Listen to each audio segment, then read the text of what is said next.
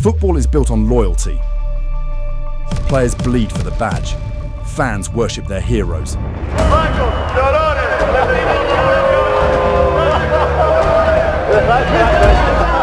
And some lines, you just don't cross. But in the summer of 2000, one man shattered every unwritten rule in the book. Luis Figo didn't just leave Barcelona. He walked straight into the arms of their most hated enemy, Real Madrid, for a world record fee of 62 million euros. And when he returned to the Camp Nou for the first time wearing the white shirt, nearly 100,000 fans were waiting for him with one message: traitor. This is the story of how Barcelona's golden boy became the most hated man in Catalonia, how a secret deal with a businessman changed football forever, and how the ultimate betrayal led to a Ballon d'Or, a pig's head on the pitch, and a legacy that still divides opinion today. This is the story of Luis Figo. Before Luis Figo became football's most controversial figure, he was just a kid from the wrong side of Lisbon. Born on November 4th, 1972, in Almada, a working-class district south of Portugal's capital, Figo grew up with nothing handed to him. His parents, Antonio and Maria, had moved from the rural region of Alentejo, searching for a better life. They found work, but money was tight. Football became young Figo's escape. He started as a street footballer, playing with a local team called Os Pastillas. Just a bunch of kids kicking a ball around on concrete. But even then, you could see it. The way he moved, the way he controlled the ball, it was different. At just 12 years old, Sporting CP's academy came calling. And that's where the dream really began. Figo's rise through Sporting's ranks was meteoric. In 1989, at just 16 years old, he captained Portugal to victory in the UEFA Under-16 Championship. 2 years later, he did it again, winning the FIFA Under-20 World Cup alongside future stars Rui Costa and João Pinto. This group would become known as Portugal's golden generation. And Figo, he was the crown jewel. On April 2nd, 1990, Figo made his professional debut for Sporting CP, coming off the bench in a 1-0 win against Marítimo. He was 17 years old and already being talked about as the next big thing. Over the next 5 years, he'd make 129 league appearances, score 16 goals, and win the Portuguese Cup in 1995. But here's where it gets interesting. In 1995, Figo was ready to make the jump to Europe's elite, and somehow he managed to sign contracts with both Juventus and Parma. Yeah, you heard that right. 2 different Italian clubs thought they'd signed him. FIFA stepped in, banned him from playing in Italy for 2 years, and the whole thing turned into a circus. Manchester City even tried to swoop in, with legendary manager Malcolm Allison recommending him for just £1.2 million. But Portuguese transfer rules blocked the move. So instead, Barcelona came knocking. And for a modest £2.25 million, they got themselves a future Ballon d'Or winner. When Luis Figo arrived at Barcelona in July 1995, he wasn't just joining a football club, he was entering a cathedral. Barcelona isn't just about football, it's about identity. It's about Catalan pride, resistance, and independence. Their motto, Més que un club, means more than a club, and they mean it. To wear that shirt is to represent something bigger than yourself. Figo got it. He understood the weight of the badge, and he delivered. In his first season, he helped Barcelona win the UEFA Cup Winners' Cup. The following year, 1997, they won the double, lifting both La Liga and the Copa del Rey. Figo was electric. Playing on the right wing, he was quick, skillful, and had a cross so perfect it was like he was painting with his foot. Defenders couldn't get near him. He'd drop a shoulder, throw in a step over, and suddenly he was gone. But it wasn't just his talent that made him special. It was his connection to the fans. After Barcelona won the 1997-98 La Liga title, Figo dyed his hair red, blue and yellow, the colours of Barcelona.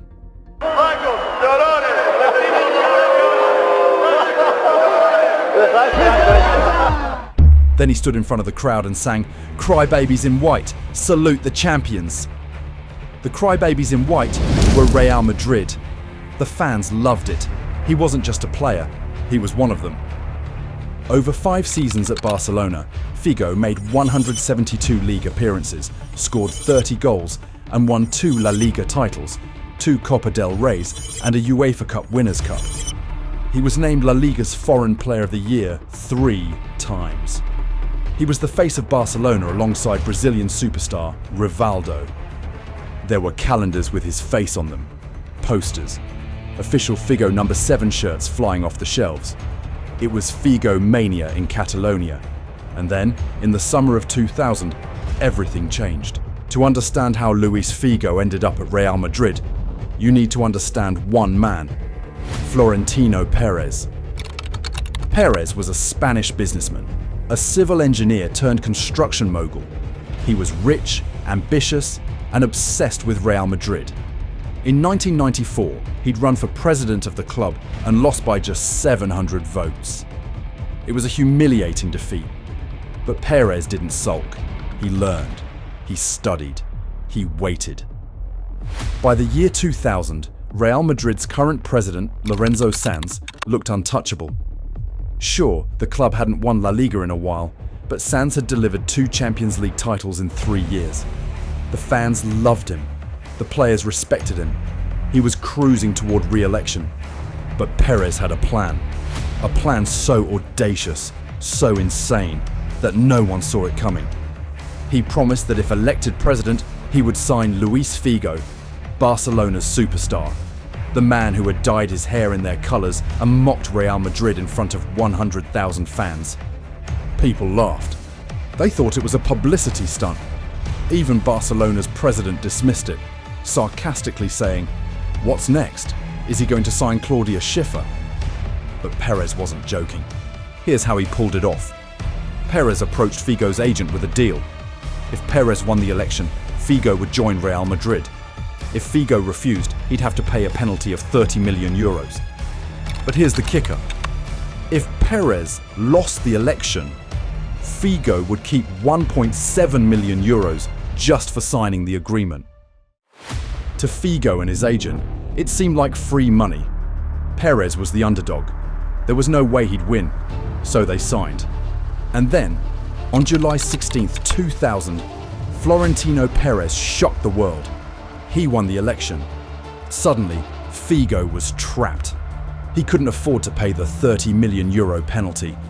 Barcelona's new president, Joan Gaspart, could have paid it to cancel the deal, but that would mean giving 19 million euro to their biggest rivals just to keep their own player. He refused.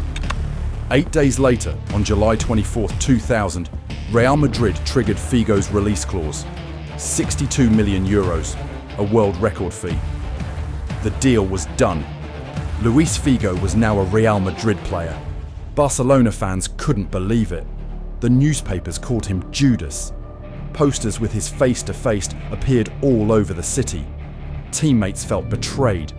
Pep Guardiola and Luis Enrique had publicly assured fans that Figo wasn't going anywhere. Now they looked like fools. And Figo? At his Real Madrid presentation, standing next to club legend Alfredo Di Stefano, he looked uncomfortable. His smile was strained, his eyes nervous.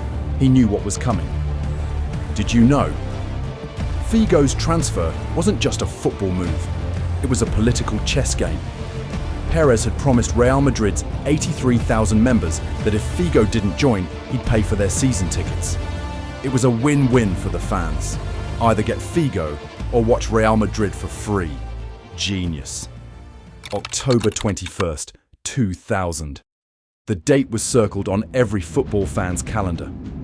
Luis Figo was returning to the Camp Nou, but this time he'd be wearing white. The build-up was intense. Barcelona fans prepared banners.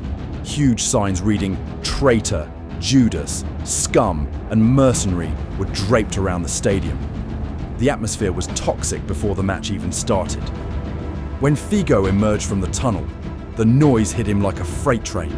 Nearly 98,000 fans screaming, booing, hurling abuse. Figo actually put his fingers in his ears. He looked genuinely shocked, and it only got worse.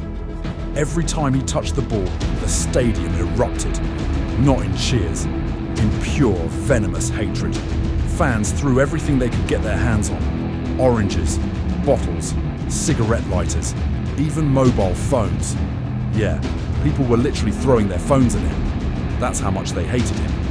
Figo, who was Real Madrid's designated corner taker, refused to take any corners that day. He stayed away from the touchline. His teammate, Michel Salgado, later said, "Missiles were raining down. Coins, a knife, a whiskey bottle. I told him, 'You're on your own, mate.'" Barcelona won 2-0, but the result didn't matter. The story was the hatred, the venom, the betrayal. Florentino Pérez, sitting in the stands, said after the match, "The atmosphere got to us all." But if you thought that was bad, wait until you hear about the second return. November 23rd, 2002. Over 2 years had passed since the transfer. Surely the anger had cooled down, right?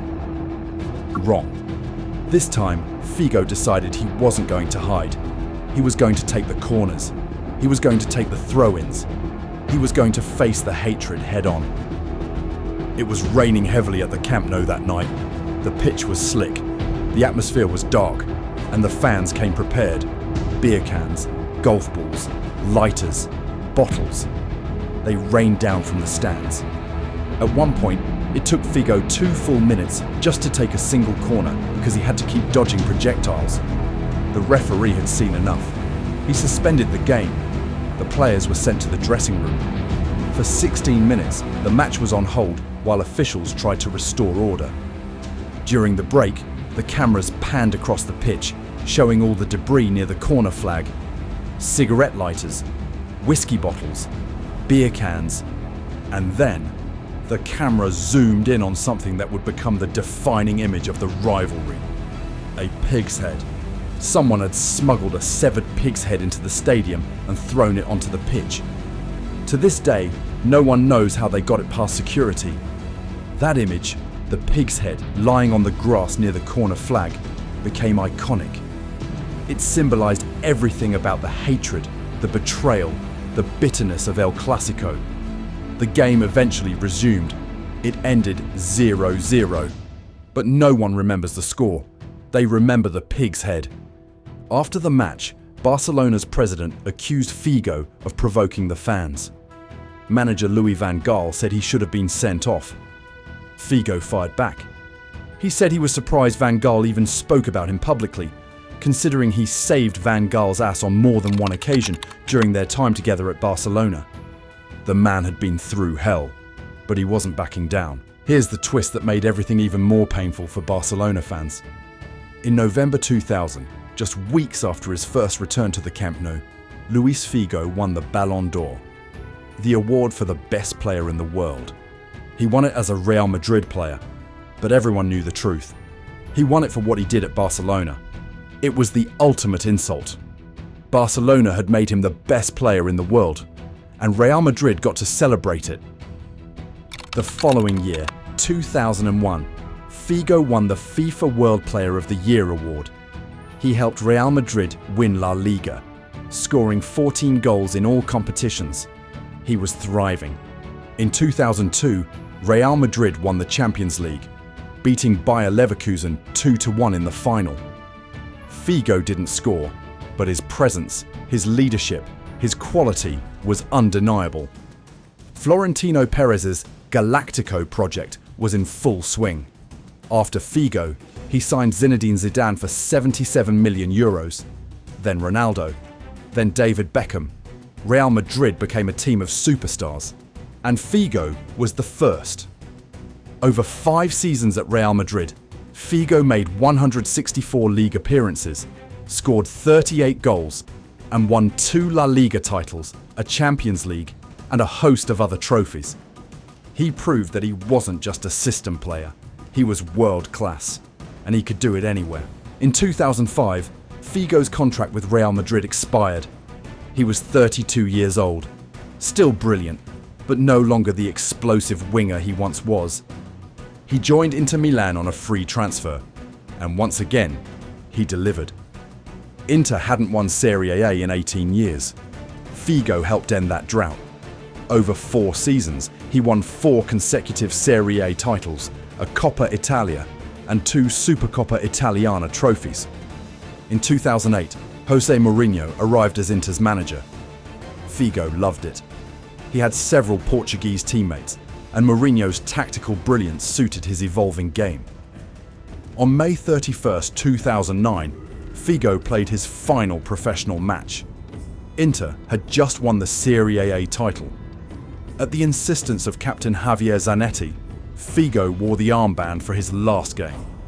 When he was substituted, the San Siro gave him a standing ovation. He left the pitch with his head held high. A champion, a legend. Internationally, Figo was Portugal's leader for over a decade. He earned 127 caps, a national record at the time, and scored 32 goals. He captained Portugal to the semi-finals of the 2006 World Cup, their best finish in 40 years. But the one trophy that eluded him was a major international honour. Portugal's golden generation never won a European Championship or World Cup. They came agonisingly close at Euro 2004, losing the final to Greece on home soil. It remains the one regret of an otherwise glittering career. So what's Luis Figo up to now? After retiring, Figo didn't fade into obscurity. He became a businessman, an ambassador, and a philanthropist. He co-owns hotels and bars in Portugal's Algarve region. He founded a mining company called Damash Assets, which operates in Africa and earns him annual profits. He even started Network 90, a networking platform for professionals in the football industry. In 2015, Figo announced he was running for FIFA president against Sepp Blatter. He had endorsements from Jose Mourinho and David Beckham. His manifesto included expanding the World Cup to 48 teams and investing more in grassroots football. But he withdrew from the race in May, saying he didn't want absolute power. Figo also works extensively in charity. In 2003, he founded the Fundação Luís Figo, which supports children with special needs and children living in poverty. He's an ambassador for the Stop TB partnership and sits on the board of Inter Milan's charity project, Intercampus. In 2022, Netflix released a documentary called El Caso Figo, The Figo Affair, diving deep into the controversial transfer that changed football forever. And in 2024, it was announced that Figo would manage a team in the Ballon League UK, a 6-a-side football competition. The man stays busy. Luis Figo's career is a story of brilliance, ambition, and controversy. He was a kid from a working-class neighbourhood in Portugal who became one of the greatest wingers the game has ever seen. He won everything there is to win at club level: La Liga, the Champions League, Serie A, the Ballon d'Or, FIFA World Player of the Year. But his legacy will forever be defined by one decision: the decision to leave Barcelona for Real Madrid. To Barcelona fans, he's a traitor, a Judas, the man who broke their hearts and crossed the ultimate line. To Real Madrid fans, he's a hero, the first Galactico, the man who proved that even Barcelona's best could be taken. And to Figo himself, he has no regrets. He said it countless times. He made the decision that was best for his career. He was trapped by a contract, yes, but he also thrived at Real Madrid.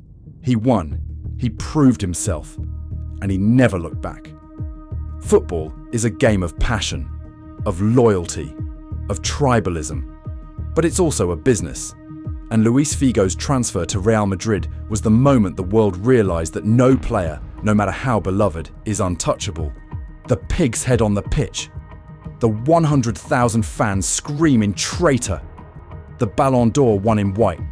It's a story that will be told for generations. Because in football, some lines are meant to be crossed, and Luis Figo crossed the biggest one of all.